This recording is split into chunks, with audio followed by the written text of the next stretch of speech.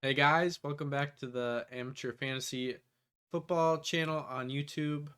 Today we will be discussing waiver wire targets. Let's get right into it. We will be going over the QB, running back, wide receiver, and tight end positions. Let's do the quarterbacks. Drake May had his best game of his career, arguably, 19 and 23. That is phenomenal. Completion percentage, 2 touchdowns through the air, 1 on the ground. Plays Pittsburgh next week, who is proving to be one of the worst defenses in the league through 2 weeks. Although they're the highest paid defense, they are coming up around 30th in the league,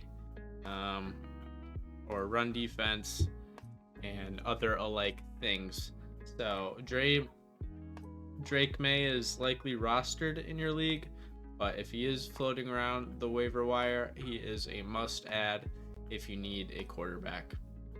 Daniel Jones, only 37% rostered, and 14% started.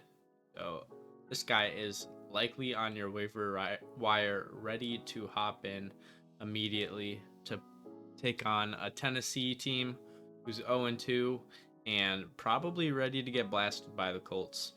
Danny Dimes has surprised probably everybody this season with his strong, hot 2-0 start. But what's the most encouraging thing for me is his rushing touchdowns.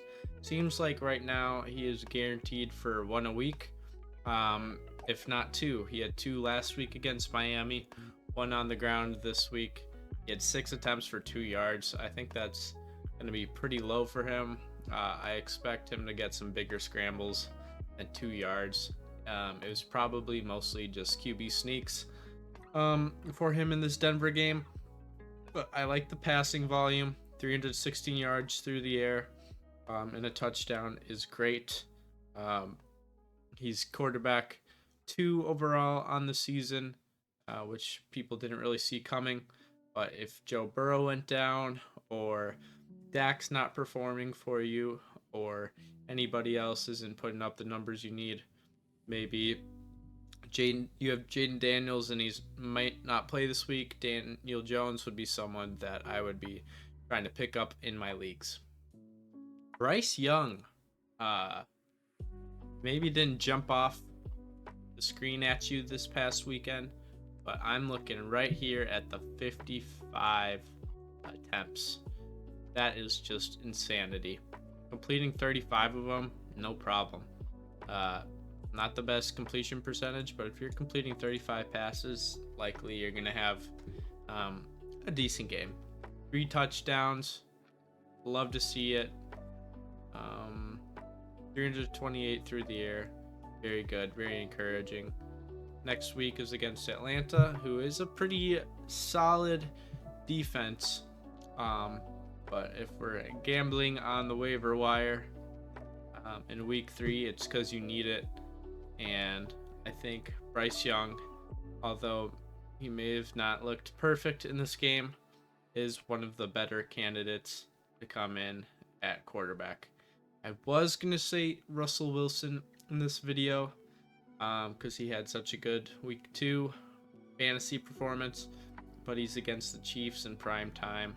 As much as I think people would want to throw him in their lineup, I think it's a trap game for him. 2 0-2 teams. One's a defending Super Bowl team. They didn't win the Super Bowl, but they've got good bones there in Kansas City, and Russell Wilson is probably just not a guy that I'd want to take a chance on. Moving on to the running back position, let's take a look at Tyler Algier. 10 attempts in week 1, 16 in week 2, for I think it was RB19 finish for week 2. Yes, Bijan Robinson is in the backfield, being the workhorse back, one of the best running backs in the league. But if anything were to happen to him, Tyler Algier is a great stash and a great RB2 play every week. I'm not looking at the waiver wire and seeing too many guys I'm that interested in. So Tyler Algier jumps out at me right away with 16 attempts on the ground for 76 yards and a touchdown. Definitely not numbers that you want to pass up. So if you have an extra spot on the bench and don't know who to give it to, Tyler Algier could be a top candidate, as well as a great handcuff player if anything does happen to Bijan Robinson. Bashal Tutin, player I'm not too familiar with, but since Tank Bigsby has been traded to the Eagles, he is now RB2 on the roster for Jacksonville. Travis Etienne's having a good start to the season, but 10 opportunities for Bashal Tutin in week 2 is very, very promising. He had 15.4 on the week, which is probably good for about maybe RB 18 to 24. Nonetheless, that's an RB2 performance from a player pretty much getting his first touches in the NFL. Someone I don't know too much about, but if you have room on the end of your bench or you're a Travis Etienne owner, it might be smart to have Bashal Tutin around. Dylan Sampson, not available in my league, but this rookie has scored over 10 points in both of his 2 first games, even though he's not getting much work on the ground.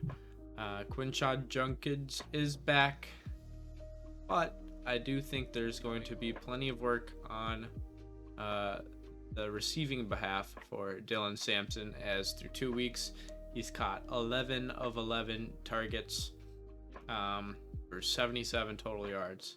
He has 1 touchdown on the season, so could be a little bit reliant on that, but if you're looking for a backup RB2 player to keep on your bench and throw in there on bye weeks, Dylan Sampson could be a good player to keep around. I don't know what his longevity of the season is going to look like with such a crowded backfield, but for now, in the early weeks, I think Dylan Sampson can be put in at an RB2 spot if needed. Wan'Dale Robinson may have unlocked something in week 2. Last year, if we check out his stats, he's getting hella targets, but look at these yards on the targets. 12 targets, 44 yards. 4 for 18. 8 targets, 61. 14 targets, only 71 yards. 936. The point is, Wan'Dale Robinson typically, does not get as many yards per reception as most players in this league. He's a great PPR play, but usually he's gonna have 8 catches, 40 yards. So nothing too explosive. Until last week, when he wound up with 142 yards receiving, 8 catches, and a score. I think that might be good for wide receiver 5 on the week, something like that. Very unexpected. So if he's out there and you need a flex player, Wan'Dale is going to be your guy. I don't think Russ goes out and does what he did last week. He's not going to throw over 400 yards very often, if ever. I think this is first time in his long career. But clearly they figured something out last week, and Wan'Dale Robinson is one of the better options on the waiver wire this week at the receiver position. Alec Manor, a rookie on the Tennessee Titans. He is a rookie just like his fellow QB, Cam Ward. Through 2 weeks, he has 13 targets. He's on the field a significant amount of the time. And last week, he had 4 for 56 and a score. Good for a wide receiver 2 on the week. Alec Manor, through 2 weeks as a rookie, his role is only going to improve as he and Cam get more comfortable in the offense. So this could be a guy that is just sitting there waiting for you, and he could be a very viable fantasy player week in and week out, as The two main targets on the roster are shaping up to be Calvin Ridley and Alec Iomanner. Romeo Doubs, 9 targets through 2 weeks and had a score last week. A player who could be Green Bay's wide receiver 1 moving forward now that Jaden Reed is hurt. Everyone knows that Jordan Love is going to be spreading the ball around, so Romeo Doubs may not be the most consistent play because you aren't sure how many targets he's going to get his way. But this year he's looking really good. He's a sure-handed receiver, showing a lot more tenacity and excitement after his catches this season, which I think is a good thing. You want to be excited about the plays you make, and if you're a fan favorite, you're probably going to get the ball a little bit more too.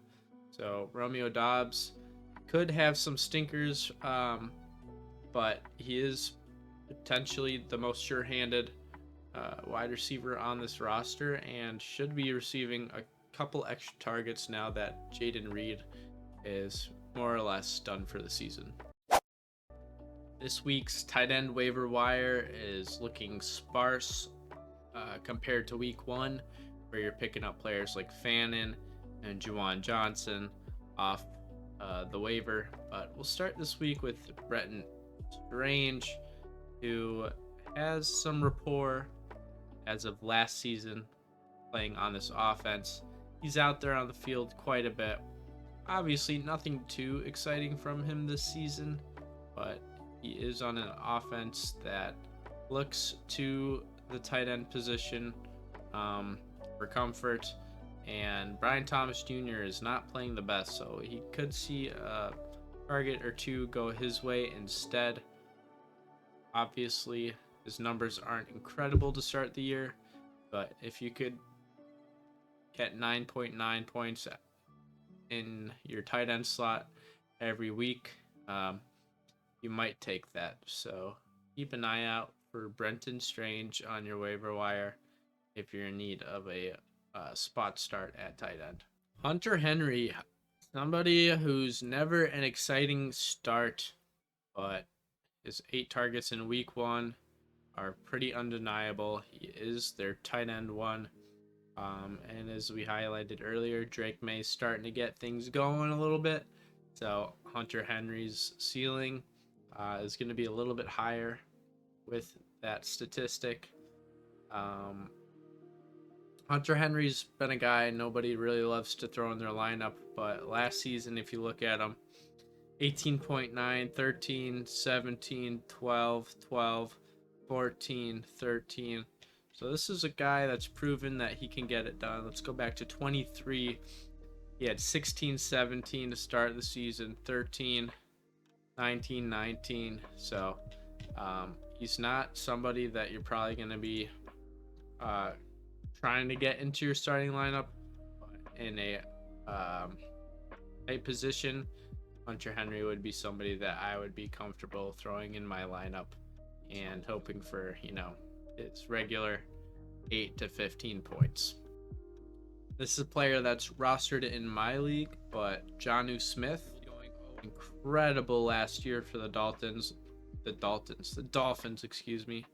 Look at this stretch of games. Week 11 through 18, he was not under 10 points a single time. Check out the targets. 12, 4, 6, 11, 4, 11, 11, 8. Come on. Give me a break. I mean, these numbers are unbelievable to look at. So if you're betting on last year, he's somebody you're going to want to keep an eye out on. Arthur Smith, the offensive coordinator, worked with Jonnu Smith in Atlanta, where he kept week after week putting Jonnu Smith in over Kyle Pitts, who was a promising second year player. Nobody really understood that, and then last year he balls out for the Dolphins. Now it makes a little bit more sense. So with him at coordinator, you could see Jonnu Smith get some spike weeks. 10 targets the first 2 weeks, not bad at all. He immediately went in over Pat Freiermuth, who I don't think is doing much this season. Let's take a look at Pat Fryermuth. 7 targets versus 10. Not too horrible, but Jonnu Smith could have designed plays for him, some packages that are specifically going to him.